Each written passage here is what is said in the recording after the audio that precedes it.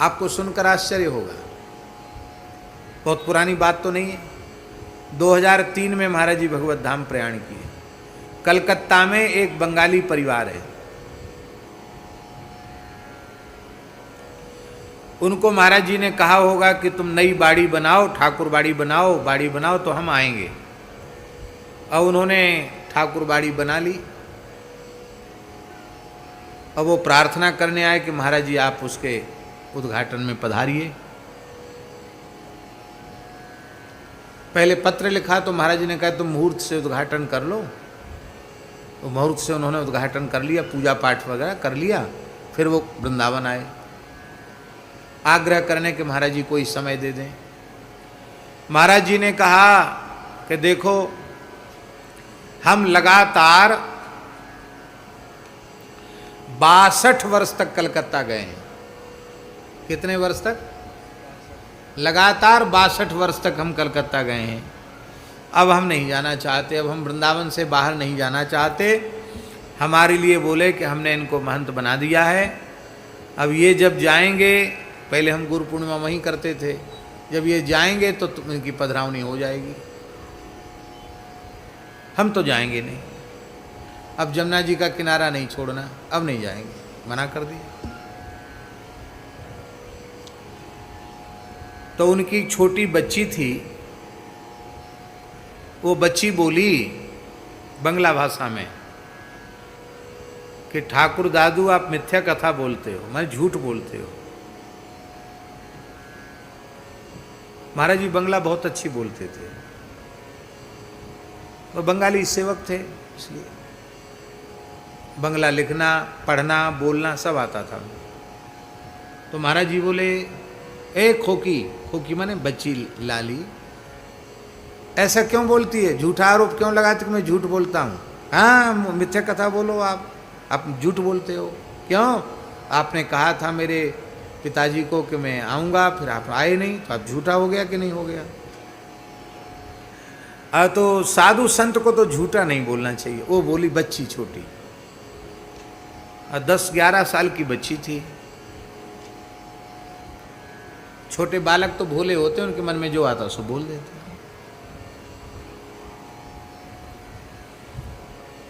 ये बात भी मेरे सामने हो रही थी। और दूसरे दिन सवेरे महाराज जी चाय पी रहे थे। हमारे केशवदास जी तो बहुत समय रहे ही वहाँ पुजारी के रूप में। तो लकड़ी का तो उसका नारियल का कटोरी रहती थी, उसमें चाय पीते थे। तो महाराज जी चाय पी रहे थे और वो उसका पिता और वो बेटी सामने बैठी थी। तो महाराज जी बोले चाय पीने को, ए खोकी इधर आई, देख हम तेरे घर हो आए, हमने अपनी बात सत्य कर दी, हम तेरे घर हो आए और कुछ खा के भी आए हैं, विश्राम करके आए हैं, तेरे घर हो आए हम। अब उसके पिता बड़ा आश्चर्य कर रहे हैं कि महाराज जी तो यहीं हैं, कहाँ से हुआ है, इसके घर कब को हुआ है महाराज जी? तो महाराज जी ने मोहल्ले में कैसा मकान बना है, किस दिशा में उसका मुंह है, कितने कमरे हैं, ठाकुरबाड़ी कहाँ बनी है, किस रंग से पुता है, सब बात बता दी। जैसे कोई सामने रखी हुई चीज का वर्णन करे, ऐसे महाराज जी ने पूरे घर का बता दिया उसको। यही बात पूरी हो गई। हमको ऐसा लगा कि महाराज जी ने सपने में देखा होगा इसका घर, सिद्ध पुरुष हैं तो सपना भी उनका सही होगा, ये मैंने देखा। और जब 1 महीने पीछे हम कलकत्ते गए और उस घर में जब हम गए तो माता झरझर झरझर आंसू रोने लगी। बोले हमने डायरी में तारीख और समय लिख लिया है, रात्रि को 9:30 बजे के करीब महाराज जी 9 बजे कोठरी में गए हैं अपने, बस 9:30 बजे के करीब महाराज जी की बात सुनाई पड़ी। राम राजा दुख भंजन सकल पूर्ण काम, गोविंद गोपाल भज नारायण, ऐसे बोलते रहते थे महाराज। लगे महाराज जी आ गए, चरणों में प्रणाम किया, चरण धोए। स्वप्न नहीं, प्रत्यक्ष। पूरे घर में घूमे, ठाकुर बाड़ी में गए, वहाँ नया कंबल बिछा दिया, एक तकिया बिछा दिया। महाराज जी उस पर बैठ गए, बोले देख तू स्नान कर। और स्नान करके, बंगालियों में पवित्रता बहुत होती है, आप लोग ऐसा नहीं समझना। हाँ, उनकी ठाकुरबाड़ी अलग होती है, ठाकुर जी के पात्र अलग होते हैं, जो वैष्णव परिवार है। और जो वैष्णव नहीं है उनका तो फिर कोई बात नहीं। जो वैष्णव परिवार हैं उनमें ठाकुरबाड़ी की पवित्रता बहुत होती है। ठाकुर जी की सब जिनिस वस्तु सब अलग होती है। तो परवल का साग बनाया, ठाकुर जी को भोग लगाया, और महाराज जी के पत्थर के पात्र उनमें पवाया। और पवाने के बाद बोले, महाराज जी बोले एक देख अब लेट हो गए, अब हम विश्राम में जाएंगे। भला अब हम विश्राम में जाएं। महाराज जी वहीं लेट गए, ठाकुर जी के घर में ही लेट गए, ठाकुरबाड़ी में लेट गए। और वो भी जाके लेट गई, घर में नीचे जाके वो लेट गई।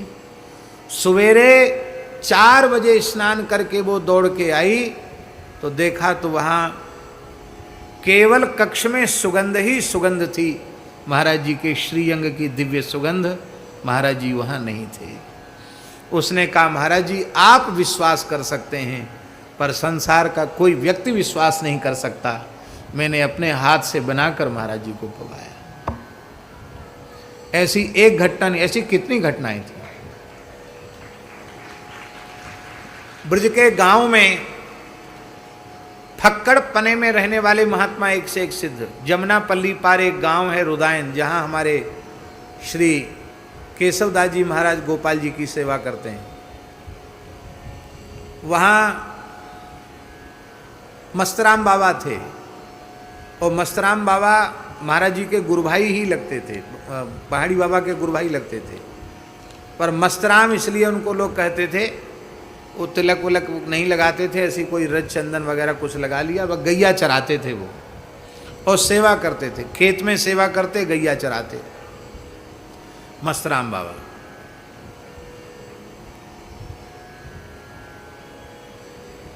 धूना पर बैठे थे, रुदायन गोपाल मंदिर की घटना है, और सर्दियों का समय था, और उनके पसीना टपकने लग गया। तो ठाकुर साहब सामने बैठे थे, एक पंडित जी थे वो बैठे थे, ये लक्ष्मी नारायण पंडित जी के पिताजी, पहले लक्ष्मी नारायण पंडित जी थे ना, उनके पिताजी या दादाजी के समय की बात, वो बैठे थे। उन्होंने कहा बाबा तेरे पसीना कैसे आए रहे हो? अरे बोले भैया कछु मत पूछो कैसे पसीना आए रहे हो।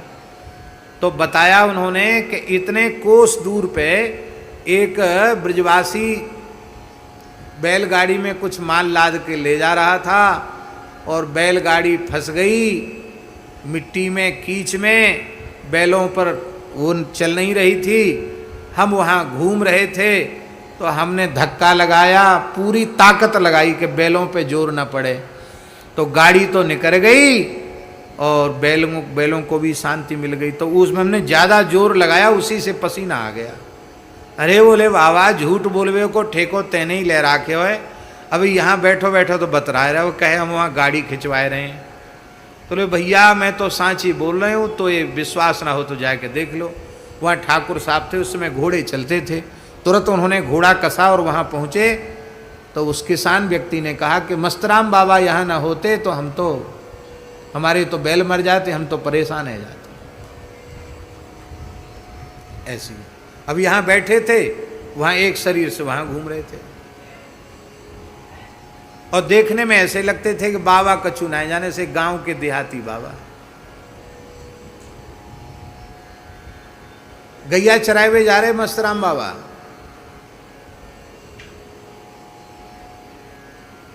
गैया चराए हुए जा रहे बाबा, और एक गुजर, यहाँ कोई गुजर बैठे हो तो बुरा मत मानियो, बड़ा नामी पहलवान था गुजर। तो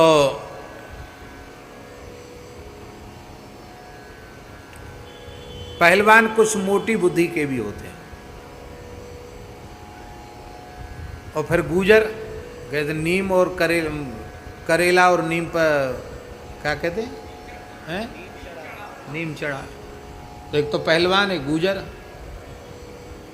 तो बाबा को मखौल करते हुए, हंसी करते हुए, ए मस्ता बाबा, कहाँ भैया, क्या बात है? रे बाबा, बड़ी जोर की गर्मी पड़ रही है, प्यास लग रही हो तो पानी पी ले। कुआं पे नहा रहा था, बाल्टी से खींच खींच करके, पानी पी ले। और महीना था पूष का, भयंकर ठंड पड़ रही थी, कोहरा पड़ रहा था, भयंकर ठंड। और वो कह रहा है बाबा, बड़ी जोर की गर्मी पड़ रही है तो प्यास लग रही है, पानी पी ले। बाबा समझ गए मखौल कर रहा है। बोले भैया, तू मुझे पानी ना पिवा पावेगो पहलवान, और तू स्नान ध्यान करके अपने काम में लग, तू हमें पानी ना पिवा। अरे कैसी बात कर रहे हो बाबा, मैं तो पानी ना पिवाए तो पाऊंगो? पी ले, तू झिक के पी ले, कितने पानी पिएगो? बाबा बोले गिनती करके बाल्टी पानी पिवैयो। 1200 बाल्टी पानी पी गए बाबा। कितना पानी पी गए? 1200 बाल्टी पानी पी गए। उसके हाथ एकदम ठंड में शून्य पड़ गए, सारी पहलवानी का नशा चला गया। बोलो बाबा, कुइया तो खलियाई, खलियाई माने इसका तो पानी खत्म होने वाला है, कुइया तो खलियाई और कितने पानी पीवेगो? बोले तू ही कह रहा हो कि पानी पी ले बाबा, झिक्के। अरे कान खोल के सुन ले, हमारे पुरखा ऐसे है कि चुल्लू भर में समुद्र पी गए, अगस्त जी महाराज। इसलिए संतनते मखौल मत कर, हम समुद्र पीवे वारे, कुइया में तू हमारा कहा हमारी प्यास बुझावेगो। चरणों में पड़ गया महाराज। बोले अब किसी साधु के साथ मखौल मत करना, नहीं तो समझना अभी तो तेने कर दियो, फिर बुरो होएगो तेरो। अरे बाबा ऐसी मत बोले, हाँ तेरो बुरो होएगो, फिर तू मखौल करे ना। बाबा मैं क्षमा मांगू, चरणों में प्रणाम किया। फिर बाबा बोले देख तू बुरो मत मानियो, हम काऊ ब्रजवासी को दुख नहीं दें। तेरो अमुक खेत सूख रहे हो, मैंने तेरो खेत सींच दियो। यहाँ पानी पी रहे थे, वहाँ उसके खेत की सिंचाई हो रही थी। गुजर गया, देखा भैया उस खेत में तो पानी नहीं था, पानी सिंच गया। आके बाबा के चरण पकड़ लिए। अब महाराज जी सुनाते थे, पहाड़ी बाबा महाराज, कि मस्तराम बाबा किसी ब्रजवासी के घर में चले जाते, छींके से माखन की मटकी उतार लाते, दही उतार लाते, और गांव की स्त्रियां उनको बाबा रसिया सुना, नाच दिखा बाबा रसिया सुना। तो जो द्वापर की लीला है वो कल युग में होती है। स्थान में भोजन कम करते थे, ऐसी घरों में जाके ब्रजवासियों घर में खाए आते, महेरी खाए आते, राबड़ी छाछ खाए आते, मस्त रहते।